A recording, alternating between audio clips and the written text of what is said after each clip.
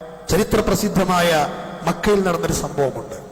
മക്കയിൽ നബി ദഅവത്ത് ചെയ്തുകൊണ്ടിരിക്കുന്ന കാലഘട്ടം, രഹസ്യ പ്രബോധനം, പരസ്യ പ്രബോധനം.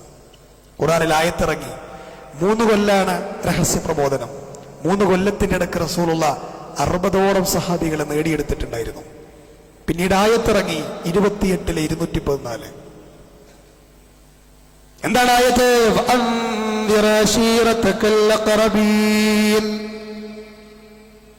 ഓ നബിയെ, അടുത്ത ബന്ധുക്കൾക്ക് താങ്കൾ മുന്നറിയിപ്പ് നൽകുക, അടുത്ത ബന്ധുക്കൾക്ക് താങ്കൾ താക്കീത് നൽകുക.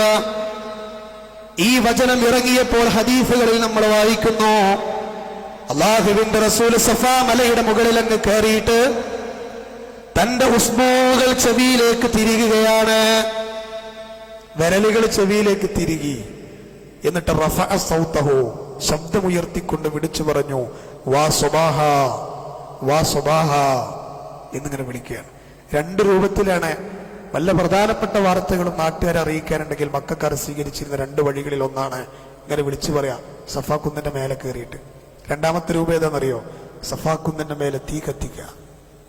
അത് കണ്ടാൽ അതിൻ്റെയൊക്കെ പരിസരത്തൊക്കെ തന്നെയാണ് ഓലൊക്കെ ഉണ്ടായിരുന്നത്. ഖുറൈശികളും ബനു അദീകാരും ബനു ഫിഹ്റുകാരും സഫിയയുടെ കുടുംബവും ഫാത്തിമ ബീവിയും ഖദീജ ബീവിയും റസൂലുള്ളാഹിന്റെ ഫാമിലിയും അബൂ താലിബും ഒക്കെ അവിടെ തന്നെയാണ്. വാ സബാഹ എന്ന് വിളിക്കുന്നത് മക്കയിലെ ചില്ലറക്കാരനല്ല, അൽ അമീന. അപ്പൊ പിന്നെ എന്തായാലും ഒരു പ്രധാനപ്പെട്ട ന്യൂസ് തന്നെ ആയിരിക്കുമല്ലോ. ആളുകളൊക്കെ ഒരുമിച്ചുകൂടി. അബൂലഹബിനെ പോലെയുള്ള അഹങ്കാരികൾ വരെ എത്തിച്ചേർന്നു.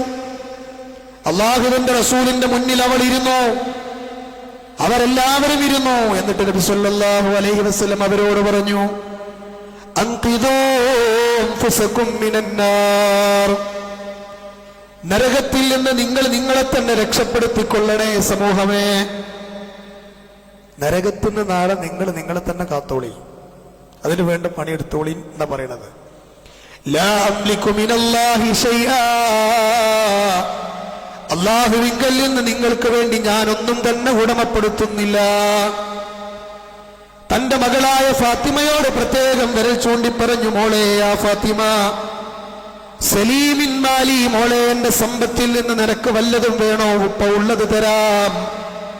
മാ ശിഅ്തും, നീ ഉദ്ദേശിക്കുന്നത് തന്നെ ചോദിച്ചോ, ഉള്ളത് തരാം. പക്ഷേ അൻകിദി നഫ്സകി മിനന്നാർ, നിന്റെ ശരീരം നീ നരകത്തുനിന്ന് കാത്തോളണേ. പ്രത്യേകം ഫാത്തിമയോടും പറഞ്ഞിട്ടുണ്ട്, സഫിയ ബീവിയോടും പറഞ്ഞതായിട്ട് നമുക്ക് കാണാൻ പറ്റും. ബനു അദീകാരോടും ഫിഹ്റുകാരോടും ഖുറൈശികളോടും പ്രത്യേകം വേറെയും പറഞ്ഞു. ഇതിലൊക്കെ എന്താ പറഞ്ഞത്? നിങ്ങളെ കാത്തോളി, നാളെ പരലോകത്ത് എനിക്ക് നിങ്ങൾക്ക് വേണ്ടി ഒന്നും ചെയ്യാൻ സാധ്യമല്ല. പിന്നെ എങ്ങനെയാണ് ഒരു ഷെയ്ഖിന്റെ മില്ലത്തിൽ ഒരു മെമ്പർഷിപ്പ് എടുത്താൽ, ഒരു ത്വരീഖത്തിന്റെ കപ്പലിൽ കയറിയാൽ എങ്ങനെയാണ് അവിടെ ജീവിതം എങ്ങനെയാണെങ്കിലും ജീവിച്ചു കഴിഞ്ഞാലും രക്ഷപ്പെടുമെന്ന് പറയാൻ ഈ അടിസ്ഥാനമില്ല അഖീദക്ക് എന്താണ് ബുർഹാനുള്ളത്? തെളിവുള്ളത് എന്താണ്? നേരെ തിരിച്ചാണ് തെളിവുകളെല്ലാം. എത്രത്തോളം എന്ന് ചോദിച്ചാൽ, വിശ്വാസ വിപുലീകരണം ഇങ്ങനെയായിരുന്നു അള്ളാഹുവിന്റെ റസൂൽ തന്റെ സമൂഹത്തിന്റെ മുന്നിൽ നടത്തിയിരുന്നത്. ഒരു കാര്യം സത്യമാണ്, അള്ളാഹുവിന്റെ റസൂൽ നമുക്ക് വേണ്ടി ശഫാഅത്ത് ചെയ്യും.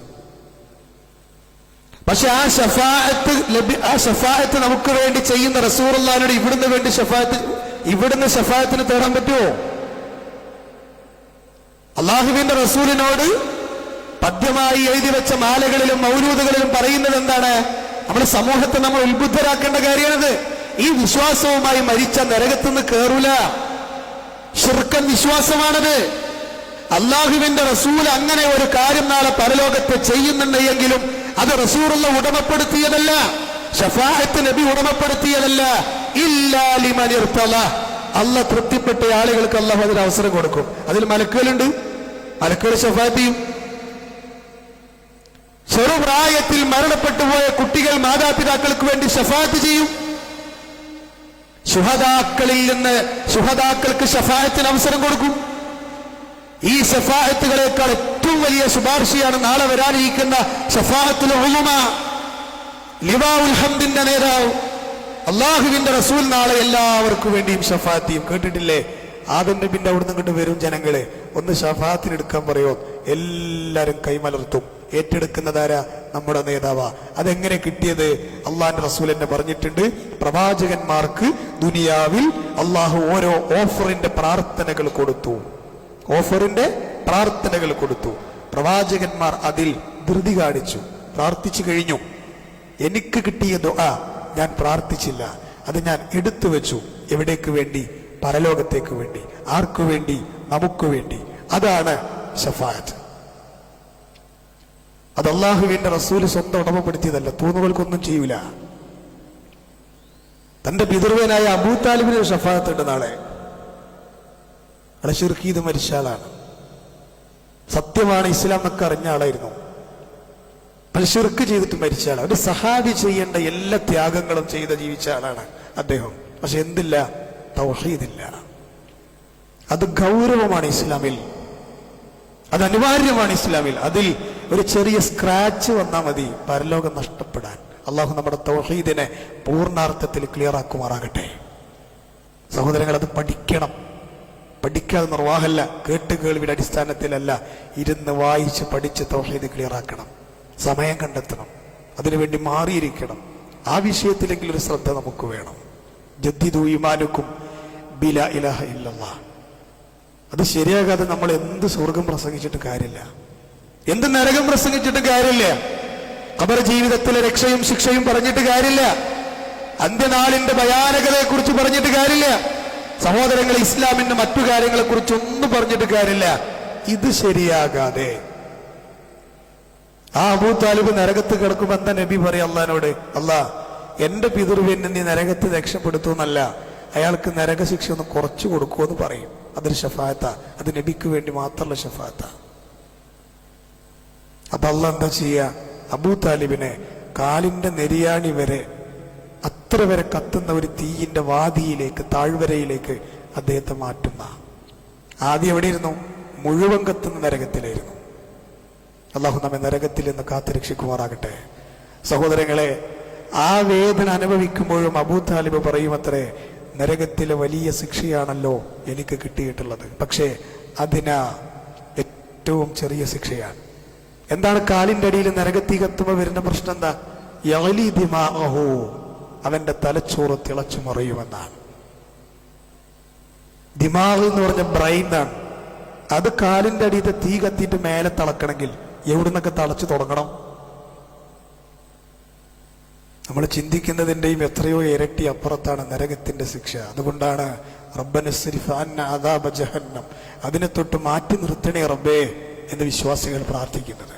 കാരണം ഇന്ന അദാബഹ കാന ഗറാമ,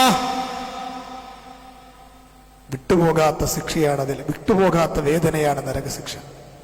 ഇന്നഹ സാഅത്ത് മുസ്തഖറൻ വമുഖാമ, ഏറ്റവും മോശപ്പെട്ട സങ്കേതം എന്നാണ് ആ നരകത്തെ സൃഷ്ടിച്ച റബ്ബന്നെ പറഞ്ഞത്.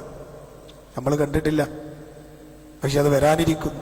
രണ്ടും സൃഷ്ടിച്ചു വെച്ചിട്ടുണ്ട്, അല്ലെ? അവിടെ ഒരു നിലക്കും ആർക്കും, മുഹമ്മദ് മുസ്തഫക്ക് പോലും ഒരു നിലക്കും ശുപാർശ ചെയ്യാനോ എന്തെങ്കിലും ഉടമപ്പെടുത്താനോ സാധ്യമല്ല എന്ന് തന്നെയാണ് ഇതിൽ നിന്നൊക്കെ നമുക്ക് മനസ്സിലാക്കാനുള്ളത്. എന്നാൽ റബ്ബിലേക്ക് ഇത്തരം പ്രതീക്ഷ വെക്കാൻ പാടില്ല. പഠിപ്പിക്കേണ്ട ആളുകൾ എന്താ ചെയ്യണത്? പടപ്പുകളിലേക്ക്, സൃഷ്ടികളിലേക്ക് കേവലം ചില താല്പര്യങ്ങൾക്ക് വേണ്ടി ക്ഷണിച്ചുകൊണ്ടിരിക്കുകയാണ്. ദുനിയാവിൽ താൻ എങ്ങനെ ജീവിച്ചാലും, ചില ആൾക്കാർക്ക് തെറ്റിദ്ധാരണ ഉണ്ട്, ദുനിയാവിൽ ഞാൻ എങ്ങനെ ജീവിച്ചാലും ഇന്ന ഷെയ്ഖിന്റെ, ഇന്ന തങ്ങളുടെ മില്ലത്തിൽ ഞാനൊരു മെമ്പർഷിപ്പ് എടുത്തു കഴിഞ്ഞാൽ നാളെ പരലോകത്തൊക്കെ ഞങ്ങളെ അവർ കാത്തുകൊള്ളും എന്നുള്ള വലിയ തെറ്റിദ്ധാരണ പേറി നടക്കുന്ന ഒരു വലിയ വൃന്ദം സമൂഹം നമ്മുടെ മുമ്പിലുണ്ട്.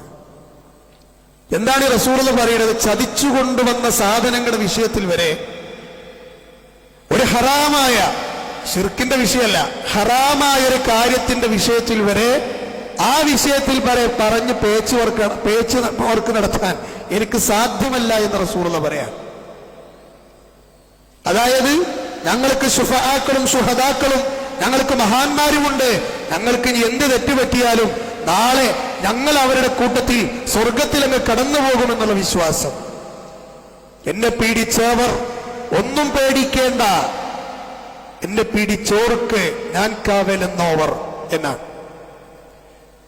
ബാഗ്ദാദിന്റെ മണ്ണിൽ ജീലാൻ എന്ന് പറയുന്ന ഗ്രാമത്തിൽ ജീവിച്ച് നിസാമിയ യൂണിവേഴ്സിറ്റി ബാഗ്ദാദിന്റെ മണ്ണിൽ പഠിച്ച് 30-ലധികം വർഷം ഇൽമ നേടിയെടുത്ത് അറിയപ്പെട്ട നല്ല ഗ്രന്ഥങ്ങളാകുന്ന ഫത്ഹുർ റബ്ബാനിയും ഫുതൂഹുൽ ഗൈബും ഉന്നത ത്വാലിബീൻ പോലെയുള്ള ബൃഹത് ഗ്രന്ഥങ്ങൾ സമ്മാനിച്ച നാട്ടുകാർ മുഹിയുദ്ദീൻ എന്ന് പേര് നൽകിയ 800 കൊല്ലങ്ങൾക്ക് മുമ്പ് മരണപ്പെട്ട് ഇന്ന് ബാഗ്ദാദിന്റെ മണ്ണിൽ മറമാടപ്പെട്ട് കിടക്കുന്ന ഷെയ്ഖ് ജീലാനിയെ കുറിച്ച് കോഴിക്കോട്ടുള്ള ഒരു മുസ്ലിം സഹോദരൻ എഴുതി വെച്ചതാണ്.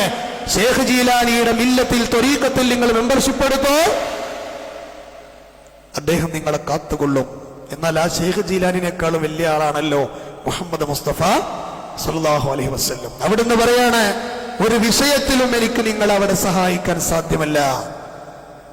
ഈ ഒരു അടിസ്ഥാനമില്ലാത്ത അഖീദ പദ്യമായും ഗദ്യമായും അതിന്റെ സമ്മിശ്രമായ രൂപത്തിലും ഒക്കെ ആളുകൾ ഇന്ന് ചൊല്ലിക്കൊണ്ടിരിക്കുകയാണ്. അല്ലാന്ന് പറയാൻ പറ്റുമോ? ചിന്തിക്കണം.